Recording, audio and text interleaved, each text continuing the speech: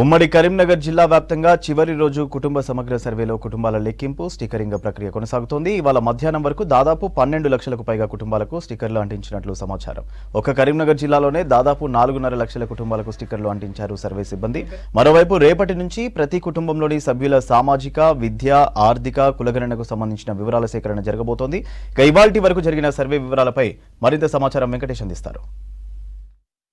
కుటుంబ సమగ్ర సర్వేలో భాగంగా కరీంనగర్ జిల్లాలో కుటుంబాల సంఖ్య లెక్కింపు కార్యక్రమం జరుగుతుంది. అదేవిధంగా ఇంటింటికి స్టిక్కర్లు అతికించే కార్యక్రమం ఈ రోజుతో ముగియబోతుంది. మొత్తం కరీంనగర్ జిల్లాతో పాటు రాష్ట్ర వ్యాప్తంగా ఎన్ని కుటుంబాలు తెలంగాణలో నివసిస్తున్నాయనేది ఈరోజు లెక్క తేలబోతుంది. ఒక్కొక్క ఎన్యూమినేటర్కు దాదాపు 150 నుంచి 170 ఇండ్లు కేటాయించి వాళ్లకు స్టిక్కర్లు అంటించే డ్యూటీలు అప్పగించారు. ఈ స్టిక్కర్ల ప్రక్రియ ఈరోజు ముగిసిన తర్వాత మళ్ళీ రేపటి నుంచి వెళ్ళి పూర్తి స్థాయి సమగ్ర సర్వే అంటే ఒక ఇంటి ఆర్థిక, తర్వాత సామాజిక, ఉపాధి, రాజకీయ మరియు కుల సర్వే అన్ని రకాల అంశాలను క్వశ్చనీర్ ద్వారా తెలుసుకోబోతున్నారు. ప్రజెంట్ మనం Karimnagar Anjanadri colony road number 3లో ఉన్నాం. ఇక్కడ ఉన్న ఒక అపార్ట్మెంట్లో ఈ కుటుంబ గణన జరుగుతూ ఉంది. దీనికి సంబంధించిన ఎన్యూమినేటర్ శ్యామ్ ప్రసాద్ మనతో పాటు. ఎన్యూమినేటర్ మీరు ఇప్పటివరకు ఎన్ని చేశారండి గత 3 రోజుల నుంచి?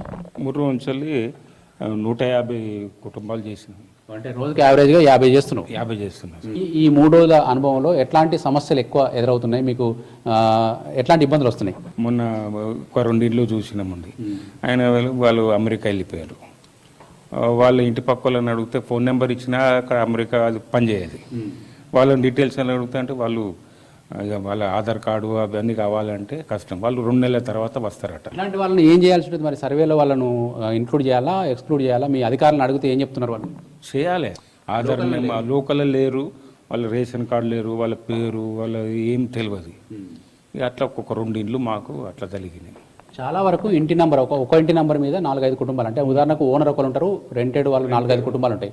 అట్లాంటి దగ్గర మీరు అన్ని వివరాలు చెప్తున్నారా, కొంతమంది మిస్ అవుతున్నారా, ఏంది జరుగుతుంది? చెప్తున్నాము. ఇట్లా సర్వేకి వస్తున్నాము, మేము ఇట్లా ఉన్నామంటే మేము మా ఊర్లో చేసుకుంటామని చెప్పేసి కొందరు అంటున్నారు. వాళ్ళకు కూడా మేము సరే మీరు మీ ఊర్లో చేసుకోండి అని చెప్పేసి మేము కూడా రాసుకుంటాం. ఒక ఇంటి నెంబర్ మీద అత్యధికంగా మీరు ఎన్ని ఇండ్లు గుర్తించారు, ఎన్ని కుటుంబాలు గుర్తించారు ఇప్పటివరకు? ఒక ఇంటి నెంబర్ మీద 8 కుటుంబాలు ఉన్నాయి. అంటే మేము ఎక్కువ, మాకు ఇప్పుడు ఇది అపార్ట్మెంట్ కాబట్టి ఇది 20 ఇండ్లు ఉంటాయి. అది ఒక్క ఇంటి మీద 8 కుటుంబాలు ఉన్నాయి. చెప్పినట్టుగా ఇప్పుడు ఇది ఒక అపార్ట్మెంట్లో దాదాపు ఒక్కొక్క ఫ్లోర్లో 4 వేసుకున్నా కూడా దాదాపు 20 కుటుంబాలు ఇందులో నివసిస్తుంటాయి. చాలా మంది డ్యూటీలకు వెళ్తూ ఉంటారు, లేకుంటే ఊర్లోకి వెళ్తూ ఉంటారు, లాకుంటాయి. వీటిని ఏం చేయబోతున్నారు? ఇందులో కూడా పక్క వాళ్ళని అడిగి ఈయన పేరు అది చేసి స్టిక్కరైజ్ చేసుకొని పోతున్నాం. అలా సర్వే రోజు వాళ్ళని చూసుకొని టైం చూసుకొని వస్తాం. సాయంత్రం లేకుంటే వాళ్ళ టైం బట్టి వాళ్ళు ఉద్యోగాలకు పోతే సాయంత్రం 5 గంటల వరకు ఎట్లాగో వస్తారు. 5 గంటలకు వెళ్తాం.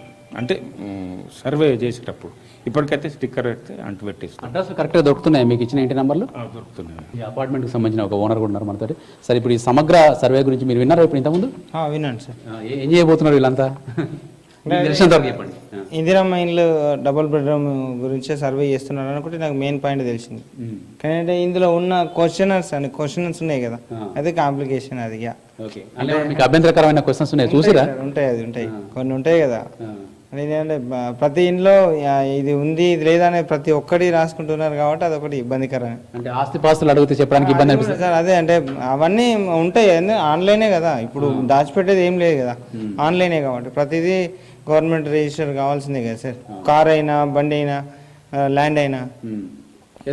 చెప్పకుండా దాచిపెట్టాలనుకున్న అంశాలు ఉన్నాయా? దాంట్లో చాలా అంశాలు. ఉదాహరణకు ఆస్తుల వివరాలు ఉన్నాయి, తర్వాత ఆధార్ కార్డు నంబర్లు ఉన్నాయి, పాన్ కార్డు నంబర్లు ఉన్నాయి, ఫోన్ నంబర్లు. ఏది దాయలేం సార్, ఏది దాయలేం. అన్ని చెప్పడమే సార్, ఇక తప్పది. ఓకే, ఇప్పుడు ఇది కొత్త అపార్ట్మెంట్ కదా, దీని ఇంటి నంబర్లు అన్నిటికీ ఇచ్చారండి?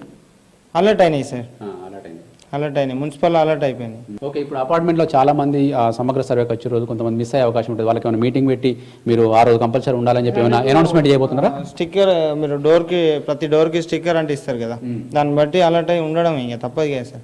ఎనిమినేటర్లకు కొన్ని అక్కడక్కడ చిన్న సమస్యలు ఎదురవుతున్నాయి. ఎందుకంటే ఇంటి నంబర్లు దగ్గర కొంతమంది తాళాలు వేసి ఉండడం కావచ్చు, తర్వాత వేరే విదేశాల్లో ఉంటున్న వాళ్ళు కావచ్చు, తర్వాత రెంటర్స్ మేము ఇంకొక చోట నమోదు చేసుకుంటామని చెప్పడం కావచ్చు. ఇట్లాంటి సమస్యలతోటి కొంత 1-2 రోజులు వాళ్ళకు కొంచెం తక్లీఫ్ అయింది. కానీ 3వ రోజు ఈరోజు బాగానే చేస్తున్నారు. సాయంత్రం తర్వాత ఈ ఎన్ని కుటుంబాలు అనేది అధికారులు అధికారికంగా వెల్లడించే అవకాశం కనిపిస్తుంది. కెమెరామెన్ కవికుమార్తో వెంకటేష్, V6 న్యూస్, కరీంనగర్ నుంచి.